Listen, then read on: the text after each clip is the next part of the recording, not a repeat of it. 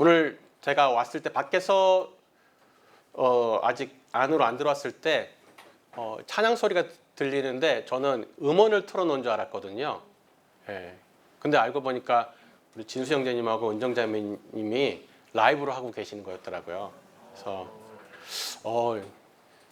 우리 BBB의 찬양 수준이 참 높다라는 생각을 했습니다. 예, 너무 감사드리고 또 은정자매님은 사실은 진짜 많은 분들이 앞에서 찬양 반주를 하시는지 안 하시는지도 잘 모를 만큼 조용하게 지금 너무 오랜 기간 동안 이게 찬양 반주를 해주시는데 매번 감사하다는 생각을 합니다. 오늘 제목이 번아웃입니다. 예, 많이 저희가 쓰고 있죠. 이제 단어 뜻은 사실은 이제 불이 나서 연소가 되는데 다 타버렸다는 뜻이죠. 그래서 더 이상 탈 게 없는 상태입니다. 그러니까 연료가 다 떨어진 상황이죠. 번아웃. 저희 순장님들도 사역을 오래 하다 보면은 힘들다. 그래서 번아웃이 온 것 같다. 아니면 번아웃이 올 것 같다. 이런 얘기를 하시게 됩니다. 근데 번아웃은 그냥 사실 힘이 들다가 아니라 이제 더 이상 탈 수 없는 상황. 그래서 사역이 멈춰지게 되는 상황입니다. 그래서 힘든 거는 그냥 원래 디폴트 값이죠. 정상이죠. 그러니까 저희가 하면서 힘들다, 스트레스 받는다, 뭐 이것은 번아웃이 아니고 더 이상 내가 이 사역을 하고 싶지 않다, 그만두고 싶다. 이게 사실은 이제 번아웃의 상태라고 할 수 있을 것 같습니다. 흔히 우리가 하는 말로 아유, 성령 충만하면 되지. 물론 이렇게 한마디면 끝나긴 합니다. 늘 성령 충만하면 번아웃이 올 일이 없긴 합니다. 근데 오늘 그것을 조금 더 저희가 자세하게 보도록 하고자 합니다.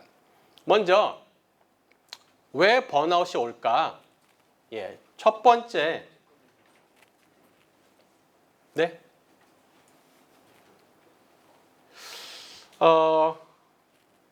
화면이 잘 안 넘어가는가요?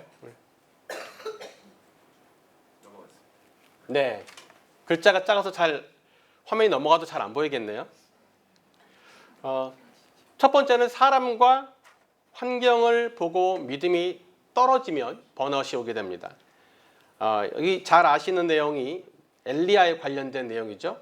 그가 이 형편을 보고 자기를 잡아 죽이려고 하는 그 형편을 보고 자기 생명을 위해서 도망했다가 하는 말이 날 죽여 주십시오라는 거죠. 죽기를 원하여 이르되.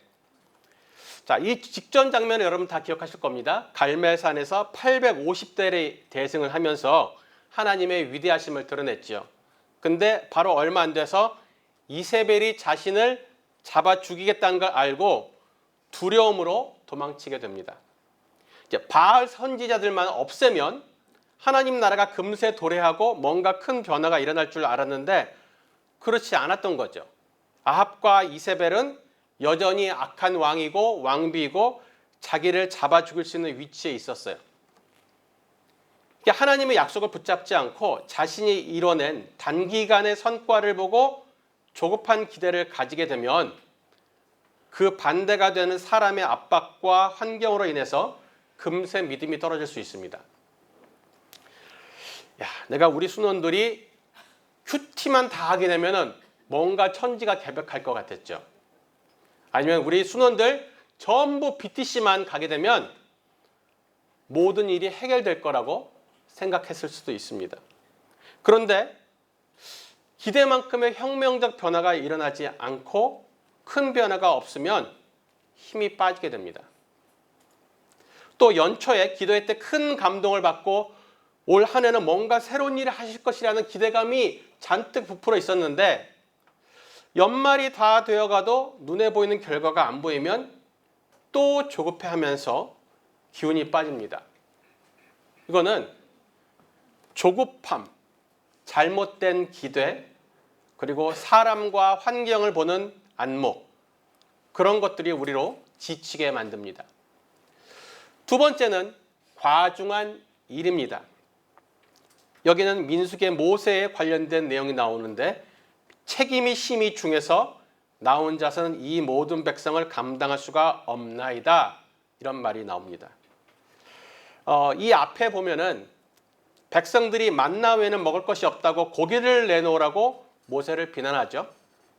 많은 사람들의 모든 비난의 화살이 이 모세 한 사람에게 쏠렸습니다.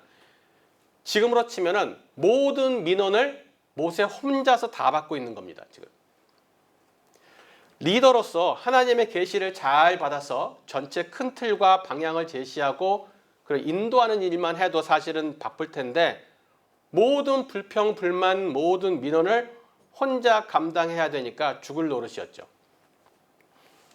지금 여기서 모세가 힘들다고 하는 건 단순히 일이 너무 많아서 육체적으로 피곤하다는 뜻이 아니라 스트레스 받는 일을 혼자서 다 감당해야 되는 게 힘들다는 뜻입니다. 물론 리더는 가장 어려운 문제들을 대면해야 되고 책임을 지는 자리이긴 합니다. 근데 이 스트레스를 완전히 피할 수 없겠죠. 그런데 모든 불평, 불만, 기대 등과 같은 민원 처리하느라고 리더가 마음이 지칠 수가 있습니다. 세 번째는 극심한 고난이 왔을 때입니다. 바울은 힘에 겹도록 심한 고난을 당하여 살 소망까지 끊어지고 라고 말을 했습니다. 물론 현재 대한민국 상황에서는 바울이 겪었던 이러한 극심한 종교 핍박은 없지요.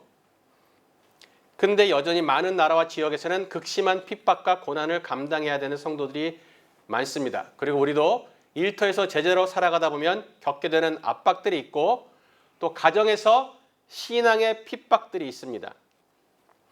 이러한 핍박이 장기간 계속되거나 단기간에 강하게 집중되면 육체적으로 고통스럽고 정신적으로 피폐해집니다. 네 번째, 번아웃이 잘 오게 되는 원인은 열매가 없음으로 낙심함입니다.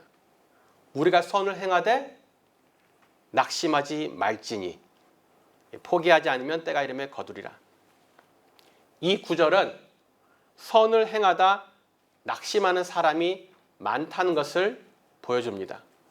주님의 일을 하다가 제자로 살다가 낙심하는 사람이 많다는 뜻입니다. 왜 낙심할까요? 이 구절 뒤에 있는 때가 이름에 거두리라 라고 되어 있는 구절이 있죠. 근데 때가 아직 안 되어서 내 눈에 보이는 열매가 없는 겁니다. 열매를 거두는 것은 하나님이 정하시죠. 때가 이르면, 하나님의 때가 이르면 열매는 반드시 거두게 되어 있는데 언제 거둘지 하나님이 정하시는데 내 수고에 비례해서 열매를 거두는 것이 아니죠. 내가 이만큼 수고했는데 이젠 거둘 때가 되지 않았을까? 하나님, 이제는 좀 거두게 해주세요. 우리가 이런 기도를 가끔 합니다. 그게 뭐냐면 제가 이만큼 수고했는데 때가 되지 않았습니까? 그 때를 제가 정하고 싶은 거죠. 하나님의 때가 되고 내가 포기하지 않고 있으면 거두게 됩니다. 열매는 농부의 것이 아니라 농장 주인의 것입니다. 우리는 농부죠. 우리가 꽤 열심히 부지런히 밭도 갈고 씨도 뿌리고 물도 주고 거름도 준 것 같은데 가시적 성과가 안 보이면 지칩니다. 1년, 2년이 아니라 10년을 넘어도 되는 것 같다가 또 안 되고 거둘 것 같다가 또 못 거두고 이게 반복되면은 낙심하게 됩니다. 그런 순장님들 계실 거예요. 모임에 나온 지 10년, 20년 되었는데 열매가 잘 안 나타나고 자꾸 도망가고 사라지고 나이 들어서 은퇴했다고 없어지고 새로 오는 사람은 없고 그래서 낙심하게 되지요. 근데 이 또한 잘못된 동기와 기대 때문에 생기는 번아웃일 수가 있습니다. 내가 이만큼 했는데 그럼 이 정도는 거둬야 하지 않을까? 라는 내가 정한 기준 때문에 오는 낙심일 수 있다는 것이죠. 때는 내가 정하는 것이 아닙니다. 내 수고에 비례해서 때가 결정되지도 않습니다. 그냥 하나님이 정하신 그때가 올 때까지 줄곧 순종할 뿐입니다. 어떤 분들은 아이고 지는 성공했다고 그런 소리 하나 보네. 열매 있으니까 그런 소리 하는 거 아니야? 예. 물론 제가 중국에 지금 모임이 5개가 있다라고 말씀을 드렸지만 또 기억하실 것은 중국에 모임 개척은 8번이 있었다는 것입니다. 그중에서 3개 모임은 사라졌습니다. 제가 전도에서 영접한 사람은 손에 꼽습니다. 그리고 처음 9년 동안 양육한 사람은 거의 다 떠나갔습니다. 지금 있는 순장들도 그닥 만족스럽지는 않습니다. 보이지 않아도 믿음으로 보이는 결과에도 보이지 않아도 믿음으로, 또 보이는 결과에도 웃줄 말고 믿음으로 하나님께서 일하실 것이고 하나님께서 거두실 것이라는 하나님께 대한 신뢰로 계속하는 것이지, 오늘 결과가 있다 없다로 계속할지 말지를 결정하면 언제든지 번아웃이 올 수 있다는 것입니다. 그럼 번아웃이 오면 어떡하지? 우리가 예방 차원에서 알아야 할 수도 있고 번아웃에서 회복하기 위해서도 알아야 할 필요가 있습니다. 첫 번째는 육체적 충전입니다. 자, 아까 말한 그 엘리야가 지쳐 있을 때 로뎀 나무 아래에서 먼저 하게 되는 게 뭐냐면 먹고 자고였습니다. 또 밑에 보면 예수님께서 제자들에게 너희는 딸 한적한 곳에 가서 잠깐 쉬어라 라고 말씀을 하셨어요. 물론 성경에서 육체적 피로가 번아웃의 주요 원인으로 언급되지는 않는 것 같습니다. 번아웃의 주 원인은 마음의 문제이긴 합니다. 그런데 육체가 영양 공급, 쉼이 필요하다는 것은 성경이 인정하고 있죠. 번아웃의 주요 원인이어서가 아니라 사역을 계속하기 위해서는 영양 공급과 쉼이 필수가 되기 때문에 이 얘기를 하고 있습니다. 엘리야는 잘 먹고 잘 자야 그 뒤에 40일간 호렙산까지 가는 여정을 견딜 수가 있었죠. 제자들이 사역을 마치고 돌아왔을 때 다음 사역을 위해서는 제자들이 식사도 챙겨 먹고 쉬기도 했어야 합니다. 그래야 다음 사역을 할 수 있기 때문이죠. 그래서 예수님이 제자들한테 한적한 곳에 가서 좀 쉬어라 라고 말씀하셨습니다. 자, 우리가 힘든 사역들이 끝나고 나면 잘 먹고 쉴 필요도 있다라는 것이죠. 평소에도 밥을 제대로 잘 안 챙겨 드시거나 장기적인 과도한 수면 부족은 다음 사역에 지장을 주게 되니까, 또 심하면 육체적 탈진으로 인해서 사역을 멈춰야 할 수도 있겠습니다. 그 다음은 계시와 동행의 약속이라는 것입니다. 주의 언약을 버리고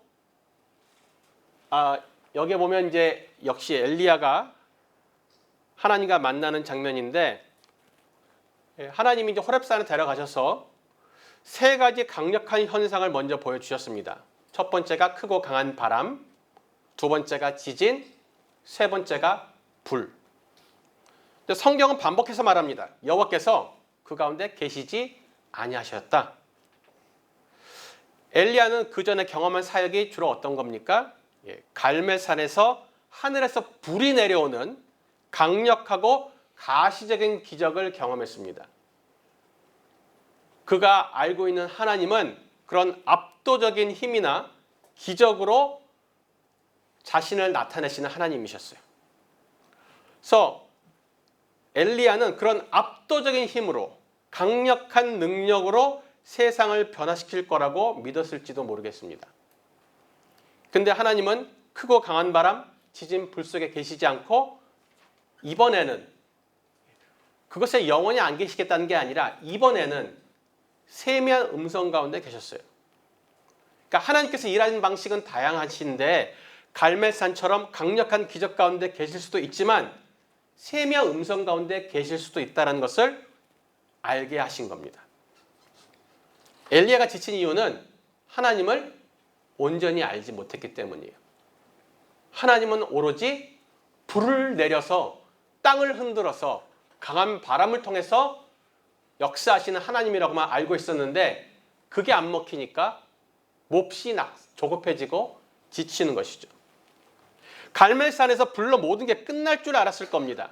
아합과 이세벨도 불로 확 태워버리셔야 하는 건데 이런 생각을 했을 수도 있어요. 선지자였지만 하나님을 충분히 알지 못하고 충분히 경험하지 못했던 것이죠. 그래서 하나님은 그에게 사명을 주시기 전에 당신의 새로운 모습을 알게 하시는 거였습니다. 그래야 그가 회복되기 때문이에요. 하나님은 네가 더 알아야지, 더 온전히 알아야지 회복이 된다. 지금도 지친 많은 순장님들이 어쩌면 하나님을 그동안 몰랐던 하나님, 경험하지 못했던 하나님을 더 깊이 알고 정확히 알아야 할 필요가 있을 수도 있습니다.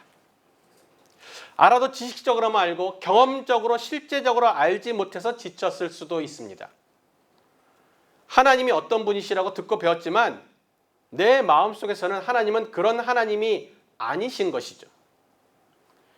성경책에서 배운 하나님은 이런 분이지만 내 마음속에서는 여전히 저런 하나님이실 수가 있습니다. 하나님이 내가 원하신 대로 일하시지 않는 것처럼 보이는 거죠. 하나님을 잘 몰라서 하나님을 제한하게 됩니다. 하나님에 대해서 오해합니다. 그리고 하나님께 삐지기도 합니다.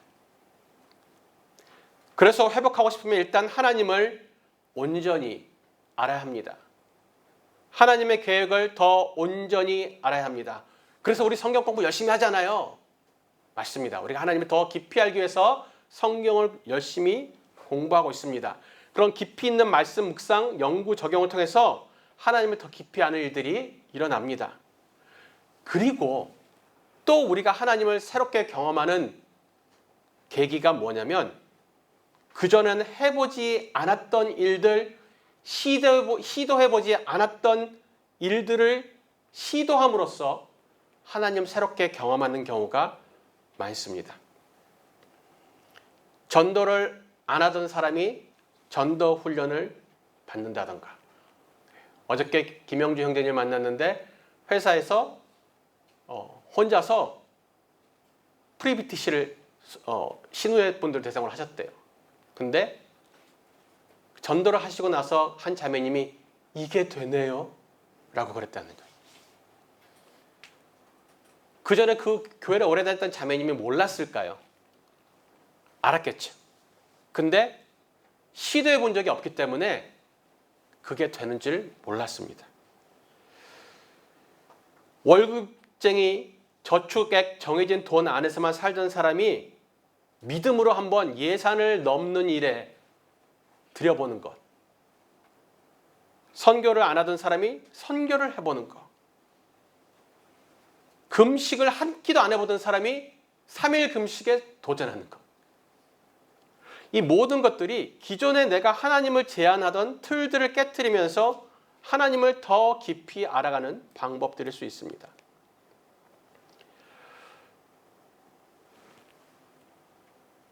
마태복음 28장 20절에 내가 세상 끝날까지 너희와 항상 함께 있으리라 하시니라.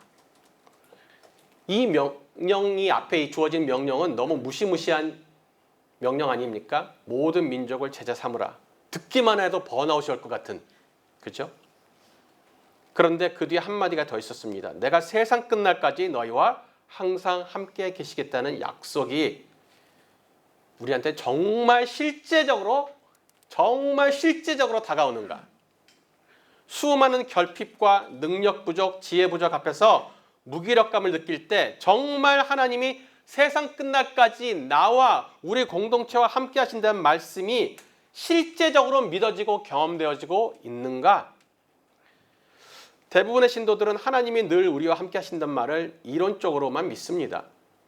자기가 생각하기에 불가능한 일에 대해서는 어쩔 수 없다고 확신합니다. 이때 항상 함께 있으신다는 말씀을 믿고 다시 일어설 수가 있습니다. 결국 하나님과 그분의 말씀을 믿는 것이 회복과 돌파의 키가 되죠. 하나님과 그분의 말씀을 믿어드리는 것부터 시작을 해야 합니다. 네 번째는 동역자입니다. 하나님께서 모세에게 70명의 리더를 모아서 세우라고 말씀을 하십니다. 백성의 장로와 지도자가 될 만한 70명을 모아서 데리고 와라. 그들이 너와 함께 백성의 짐을 담당하고 너 혼자 담당하지 아니하리라. 이 70명은 단순히 업무를 분담한 사람들이 아닙니다. 더 중요한 것은 마음의 짐을 나눠지는 사람들입니다. 지금 말로 하면 스트레스를 함께 나눠지는 동역자들인 것이죠. 마음의 짐을 나눠지는 동역자가 있어야 번아웃을 피할 수 있고 회복될 수도 있습니다.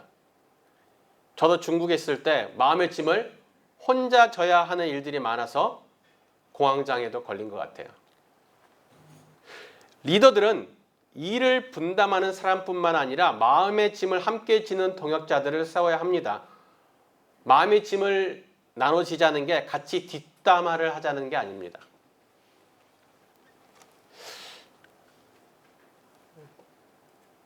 정광준 형제님이 어느 날 제게 전화를 걸어오셨어요. 몇 달이 됐는데요. 전화하신 이유가 그냥 내가 해줄 건 없는데 전화 걸어서 대화만 해도 마음의 짐을 좀 나눠줄 수 있을 것 같아서 제가 마음이 많이 어려울 것 같아서 전화를 하셨대요. 우리는 아이고 순원이 일만 분담해주면 고맙지. 마음의 짐이 어차피 내가 리더인데 내가 혼자 져야지 어떻게 해. 이것도 어쩌면 우리가 오버하는 것일 수 있습니다. 교만일 수도 있습니다. 하나님은 우리의 짐을 육체적 짐과 마음의 짐을 함께 나눠줄 사람을 세워주시기 원하십니다. 그리고 이것은 순원들이 알아주셔야 됩니다. 지역대표가 지구대표의 짐을 함께 져주셔야 됩니다. 마음의 짐, 부담스럽고 껄끄러운 일, 악성민원 같이 나눠주셔야 된다는 것입니다. 리더들도 이것을 부탁하십시오. 자신의 연약함과 힘듦을 고백하시고 부탁하십시오. 이게 리더가 책임을 회피하려고 하는 게 아니라 서로 번아웃 오지 않도록 우리가 서로 지켜주는 겁니다.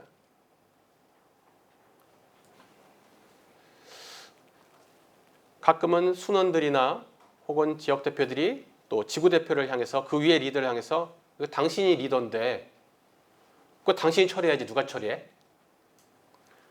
그 까다롭고 불편한 민원을 리더인 당신이 처리해야지 그걸 내가 처리하면 내가 리더게? 그렇게 생각될 수 있죠. 그래서 모세가 힘들어요. 모든 민원이 다 자기한테 쏠리니까. 제가 작년에 대표로 선출된 후에 축하합니다 보다는 함께 하겠습니다 라고 인사해달라고 한 게 이런 맥락입니다. 그때 제 손 잡으면서 함께 하겠습니다 라고 하신 분들은 민원을 같이 처리해 주시기 바랍니다. 마음의 짐도 같이 져주시기 바랍니다. 하자는 걸 같이 힘내서 해주시면 감사하겠습니다. 우리가 바알에게 무릎 꿇지 않은 7,000명에 대해서 잘 알고 있습니다. 엘리야는 주를 위한 열심히 특심인 사람이었어요. 좋은 일이죠. 문제는 엘리야는 자기 혼자밖에 없다고 생각을 했습니다. 아무도 없어. 우리 모임 사역은 나 혼자 다 해. 이렇게 생각했죠. 그래서 너무 외롭다고. 근데 하나님은 바알에게 무릎 꿇지 않은 7,000명을 예비하신다고 말씀하셨습니다. 이 7,000명이 바로 그 다음날 짠 하고 엘리야의 눈앞에 나타났느냐? 아니죠. 물론 이 7,000명은 진짜 7,000명이 아니라 상징적인 숫자입니다. 하나님의 완전하시고 충만한 숫자를 예비합니다. 너 말고도 바알에게 무릎 꿇지 않은 너처럼 헌신되고 충성된 사람 나는 충분히 준비해놨어. 이 말씀을 하신 거예요. 나 혼자만 일한다는 생각을 버려야 합니다. 그럴 리 없습니다. 우리 모임이 이런 나 혼자 다 해. 착각입니다. 하나님은 친히 세우신 7,000명의 사람을 통해서 여기저기서 일하십니다. 저도 선교지에서 늘 외로움이 있었습니다. 한국 BBB에 있는 순장님들 아무도 우리 부부 둘이서 이렇게 고군분투하는 거 모르시겠지? 우리가 살았는지 죽었는지 아무도 모르겠지? 근데 최봉호 형제님께서 그렇게 말씀해 주셨어요. 내가 매일 상해와 민호 형제 가정을 위해서 기도하고 있어 라고 말씀을 해 주셨어요.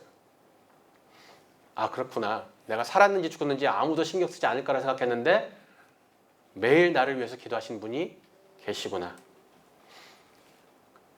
저의 그 7,000명 바알에게 무릎 꿇지 않은 사람은 당장에 눈에 보이지 않았습니다. 특히 9년 차까지 보이지 않던 그 사람들이 10년이 넘으면서 나타나기 시작하는데 처음엔 씨앗의 모습으로 나타났습니다. 갓 믿은 초신자의 모습, 어리버리하고 앳된 청년의 모습으로 나타났습니다. 그 사람들에게 10년 넘게 물 주고 거름 주고 하니까 바알에게 무릎 꿇지 않은 사람처럼 보이기 시작했습니다. 오랜 양육과 훈련을 통해서 그런 사람들로 자라나갔죠. 지금 많은 리더들이 이런 느낌 받으실 수 있습니다. 나 혼자 하는 것 같아. 또 우리 호치민에 나가 있는 박이글 형제님, 권의희 자매님 가정, 콜롬비아에 또 혼자 가 있는 우리 임영화 자매님 모두 그런 느낌 받으실 수 있습니다. 나밖에 없어. 아무도 없어. 아무도 날 기억하지 않아. 이런 느낌. 그럴 때 우리 서로 자주 알려주십시오. 함께 하고 있습니다. 기도하고 있습니다. 혼자가 아니십니다. 번아웃을 혼자 극복하는 게 아니라 공동체가 함께 극복하는 겁니다. 서로 살려주셔야 됩니다. 고린도후서 7장 6절에는 디도에 대한 얘기가 나옵니다. 낙심한 자들을 위로하시는 하나님이 디도가 오므로 우리를 위로하셨다라고 바울이 얘기하고 있습니다. 바울은 고린도 교회에 어떤 문제들로 인해서 강한 책망의 서신을 썼습니다. 그게 고린도 전서와 고린도 후서 사이에 쓰여진 걸로 알려진 눈물의 편지라고만 기록되어 있는 서신입니다. 자, 그 편지를 누구에게 들려서 고린도로 보냈느냐? 디도 편에 들려서 보냈습니다. 고린도 교회가 과연 자신의 책망을 받아들이고 회개할지 아니면 오히려 반발하고 멀어질지 고민하면서 애가 닳고 있었습니다. 지금 바울은 너무 초조하고 긴장되어서 침이 바짝바짝 마르고 손에 일이 잡히지 않을 것입니다. 제가 한 순원에게 고민하다가 장문의 편지를 썼습니다. 리더로 성장하는데 큰 문제가 될 수 있고 장애가 될 수 있기 때문에 이것을 고쳐야 된다라고 고민해서 메일을 써서 그 결과를 기다릴 때 너무 초조했습니다. 이때 디도가 고린도 교회의 회개 소식을 가지고 왔습니다. 그래서 바울에겐 큰 위로가 됐겠죠. 근데 디도가 한 일을 우리가 한번 생각을 해보면 편지를 들고 가는 우편 배달부 역할만 했을까요? 택배원처럼 두루마리 편지를 고린도 교회에게 편지요? 답장 쓰시면 저 주세요 하고 들고 온 사람이었을까요? 절대 그럴 리가 없습니다. 그 편지를 전해주고 그 편지의 내용을 바울의 마음을 고린도 교인들에게 하나하나 자세히 설명하고 다시 권면하고 하는 일을 같이 했을 거라는 것입니다. 그 내용이 얼마나 불편하고 껄끄럽습니까? 바울이 가서 했어야 될 그 불편하고 껄끄러운 사역을 누가 대신했느냐? 디도가 대신했습니다. 여러분들은 그런 사역 대신 해주고 싶으십니까? 제일 불편한 소식을 누군가한테 가서 전해야 되고 책망하고 회개하라고 하는 그런 사역 순장님 대신해서 해주고 싶으십니까?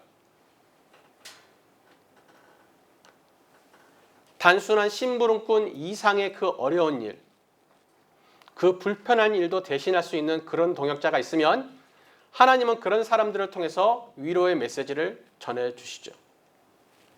우리 각자가 나의 리더에게, 순장에게 나는 디도와 같은 사람인가? 다섯 번째는 사명을 확인시키시고 새로운 임무를 주십니다. 아까 세미한 음성 가운데 말씀하신 후에 하나님께서 엘리야에게 이어서 하시는 일이 이거죠. 새로운 임무 부여입니다. 하사엘에게 기름 붓고 예후에게 기름 붓고 엘리사에게 기름 부어라.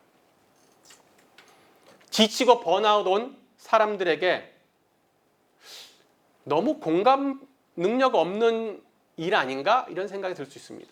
지금 지치고 힘들어 죽겠다는 사람한테 바로 금세 새로운 미션? 우리가 지쳤다, 번아웃이 왔다 가는 사람들에게는 힘들지, 쉬어, 오냐, 오요요, 쭈쭈쭈쭈 해야 될 거라고 생각을 하게 됩니다. 그런데 그렇게 하면 한도 끝도 없습니다. 위로와 격려가 필요 없다는 뜻이 아니라 반드시 필요한데 하나님은 거기에서 멈추지 않으시고 그 다음 단계로 가십니다. 하나님은 그 엘리야에게 먼저 자신이 누구신지 그리고 네가 누구인지를 다시 말씀하십니다. 너는 어떤 사명을 부여받은 사람인지 다시 알려주시죠. 그래서 새로운 임무와 사역을 주십니다. 번아웃이 온 엘리야에게 하나님은 너의 정체성과 사명을 다시 깨달아라 라고 하시는 것입니다. 내가 누구지? 너는 내 선지자다. 내가 누구에게 기름 부으라고 하면 기름 붓고 내가 무슨 말을 선포하라고 하면 선포하는 것이 네가 하는 일이야. 네 신분이야. 네 사명이야. 그것이 하나님께서 번아웃된 자를 일으키시는 방법이었습니다. 앞에서도 말했듯이 번아웃은 육체적 이유보다는 마음의 이유가 더 많습니다. 사실은 자신의 정체성과 사명이 희미해지면서 번아웃이 옵니다. 번아웃 상태의 사람에게 자신이 누구인지 사명이 무엇인지를 각성시키는 게 필요합니다. 지금 지쳐있는 사람에게 또 무슨 사명이니 새로운 사역이니 얘기하는 건 너무한 거 아닙니까? 그렇지 않습니다. 이게 하나님의 방법입니다. 그가 지친 것은 정체성과 사명이 흐려졌기 때문일 수 있습니다. 하나님의 엘리야에게 자신을 계시하신 후에 바로 새로운 임무를 부여하십니다. 이 하사엘에게 기름 붓고 예후에게 기름 붓고 엘리사에게 기름을 부으라고 하십니다. 엘리야는 이세벨에게 쫓겨 벌벌 떠는 사람이 아니라 하나님의 선지자임을 다시금 깨닫게 되었을 것입니다. 우리가 지쳐있을 때 맨날 내 자신과 환경에 포커스를 맞춰서 그 지침과 무기력을 묵상할 것이 아니라 하나님은 누구신지, 나는 누구인지, 나의 사명은 무엇인지에 포커스를 다시 맞춰야 합니다. 하나님께서 알게 해주실 것입니다. 그것을 구하십시오. 여섯 번째는 환경과 경험이 아닌 말씀에 순종하는 것입니다. 우리가 잘 아는 베드로가 밤새 물고기를 잡았는데 한 마리도 잡지 못한 그 장면의 말씀입니다. 이때 시몬이 대답하여 이르되 선생님, 우리들이 밤이 새도록 수고하였으나 잡은 것이 없지만은 말씀에 의지하여서 내가 그물을 내리리다 하였습니다. 번아웃으로 멈춘 분들 대부분은 게으른 분들이 아닙니다. 열심으로 뭘 해본 분들이 대부분입니다. 엘리야처럼 열심히 특심인 사람들이고 이것저것 다 해본 사람들입니다. 그랬는데 해봤는데 안 되다라는 것입니다. 훈련도 받고 시키는 대로 전도도 양육도 성경 공부도 내가 다 해봤는데 안 되더라고요. 내가 방법을 모르는 게 아니라 해봤는데 안 된다고요. 베드로가 그랬습니다. 어부로서의 최상의 퀄리티의 기술과 지식과 경험을 가진 그가 밤새도록 해봤는데 안 되었습니다. 그의 어부로서의 전문성을 생각한다면 일진이 안 좋더라도 한 마리는 잡아야 정상인데 이날은 한 마리도 못 잡았습니다. 제가 상해에서 그 실직 기간이 1년짜리 실직 기간이 2번 있었다고 했잖아요. 그때 이력서를 그 실직이 1년 동안 한 100통을 쓴 것 같아요. 근데 면접을 하는 소리도 단 한 번도 없더라고요. 어떻게 이력서를 100통을 보냈는데 서류 통과도 한 군데도 안 되지? 정말 제가 쓰레기 같고 정말 쓸모없는 존재같이 느껴지더라고요. 자괴감이 들었습니다. 취직도 안 되는데 무슨 직장 선교야? 비자도 다 돼가는데. 내가 다 해봤는데 안 되더라. 여기에 주저앉아 있지 말고 예수님께서 기뻐하시고 하라고 하시는 일이니 제가 다시 한번 해보겠습니다. 한 번 더 그물을 내려보겠습니다. 한 번 더 내려도 안 되면 2번 더 그물을 내리겠습니다. 2번을 그물을 내려도 안 되면 제가 3번이고 10번이고 주께서 기뻐하시는 그 일에 계속 그물을 내리겠습니다. 본부에서 계속 새로운 사역과 방향을 독려할 때 그런 생각이 들 수도 있습니다. 우리가 안 해본 줄 알아? 다 해봤어. 이해는 잘 안 되지만 내키진 않지만 공동체를 이끄시는 주님을 신뢰함으로 다시 한번 그물을 내려보겠습니다. 이런 태도를 가지시면 좋을 것 같습니다. 7번째는 사명을 지속적으로 감당하라고 하십니다. 고린도전서 15장 58절에 그러므로 내 사랑하는 형제들아 견고하며 흔들리지 말며 항상 주일에 더욱 힘쓰는 자들이 되라. 이는 너희 수고가 주 안에서 헛되지 않은 줄을 알미니라. 고린도 15장은 부활장입니다. 핍박과 고난받는 성도들에게 하는 말입니다. 자칫 잘못하면 죽을 수도 있는 상황 가운데 있는 성도들에게 마지막에 한 말입니다. 부활의 소망을 가진 자들에게 하는 말. 우리는 언제 죽을지 모르니 몸살이자가 아니라 쫄지 말고 부활의 소망을 가진 사람들답게 견고하며 흔들리지 말며 항상 주의 일에 더 힘쓰는 자들이 되자라고 말을 하고 있습니다. 이 말씀은 한참 열심을 내고 잘하고 있는 제자에게도 필요하지만 어렵고 힘든 시기를 보내는 제자에게도 필요한 말씀입니다. 힘들지. 지쳤으니까 좀 살살해. 쉬엄쉬엄 해. 그래도 많이 했으니까 좀 쉬어도 돼. 이렇게 말하지 않고 견고하며 흔들리지 말며 항상 주일에 더욱 힘쓰는 자들이 되라고 하십니다. 여기서 견고하고 흔들리지 말라는 말은 그냥 교회 출석을 포기 말고 꾸준히 잘하는 뜻이 아닙니다. 지금 우리들이 하는 그 일, 전도하고 양육하고 파송하고 개척하면서 온 세상을 복음으로 정복하려는 그 사역을 포기 말고 계속 견지하라는 뜻입니다. 제자로 살면, 리더가 되면 억울함, 무례함, 비난, 공격 이런 것은 그냥 디폴트 값으로 원래 있는 것입니다. 내게 왜 이런 일이, 내가 왜 이런 억울한 일을 당해야 되지? 라고 생각하지 마십시오. 디폴트 값입니다.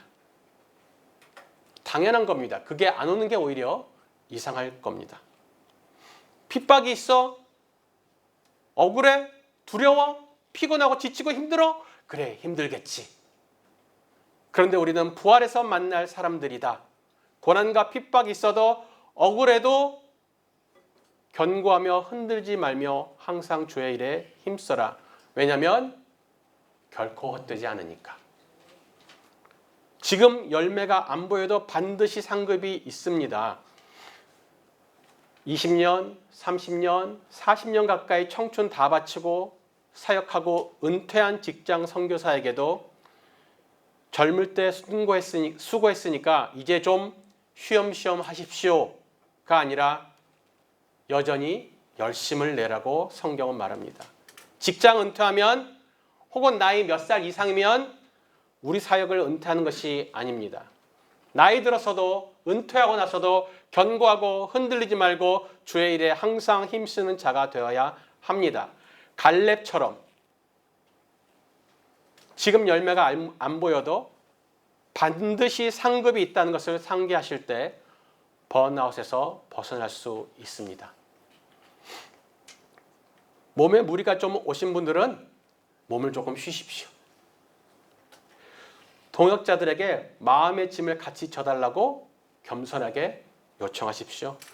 함께 짐을 질 동역자들을 기도로 구하십시오. 하나님을 더 알도록 말씀을 더 깊이 연구하십시오. 그동안 내가 시도하지 않고 제안했던 일들, 경험해보지 않았던 일들, 그런 새로운 영역에도 도전해서 새로운 하나님을 만나십시오. 우리가 처음 비비비 왔었을 때 받았던 그 충격, 그 기쁨, 비전을 만났을 때 그 감격 다시 회복하십시오. 우리가 누구인지, 우리는 일터로 보냄받은 선교사요 사도입니다. 다시 회복하십시오. 오랜 실패 경험이 있을지라도, 많이 해봤는데도 안 될지라도 다시 한번 그물을 내려주십시오. 헛되지 않고 상급이 있음을 믿고 항상 주의 일에 힘쓰는 순장님들이 되시기를 축복합니다. 기도하겠습니다.